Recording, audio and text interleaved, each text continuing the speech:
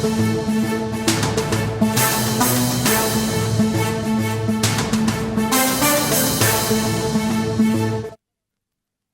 చూస్తున్నాం. కాకినాడ జిల్లా తుని వద్ద జాతీయ రహదారిపై ఆగి ఉన్న లారీని కారు ఢీకొట్టింది. ఈ ఘటనలో కారులో ప్రయాణిస్తున్న ఇద్దరు అక్కడికక్కడే మృతి చెందారు. మరొకరు చికిత్స నిమిత్తం ఆసుపత్రికి తరలిస్తుండగా చనిపోయాడు. ప్రమాదంలో మరో ఇద్దరికి గాయాలయ్యాయి. మృతులంతా రాజమహేంద్రవరం అపోలో ఫార్మసీ ఉద్యోగులుగా గుర్తించారు.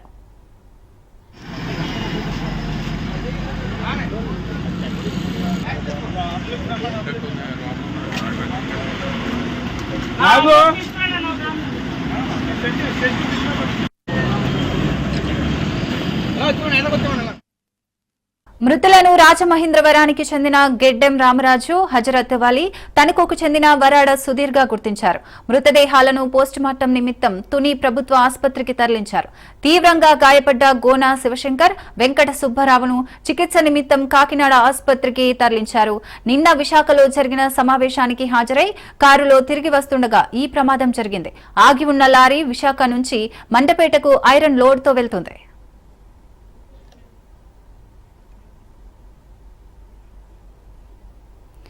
రైట్, దీనికి సంబంధించిన మరిన్ని అప్డేట్స్ మా ప్రతినిధి దత్తు ఫోన్ ఇన్ ద్వారా అందిస్తారు. దత్తు, చెప్పండి.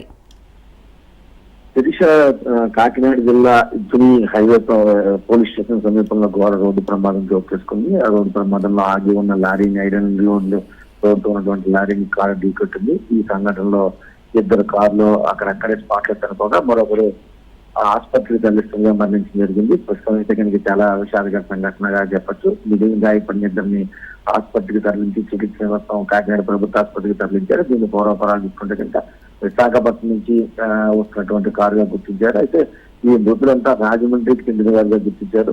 వీరు ఎందుకు వెళ్లారు, ప్రమాదం జరిగిన సంఘటనకు సంబంధించిన వివరాలన్నీ కూడా మరి కొద్దిసేపట్లో విచారణలో తెలిసే అవకాశం ఉంది. Sirisha, thank you Dattu.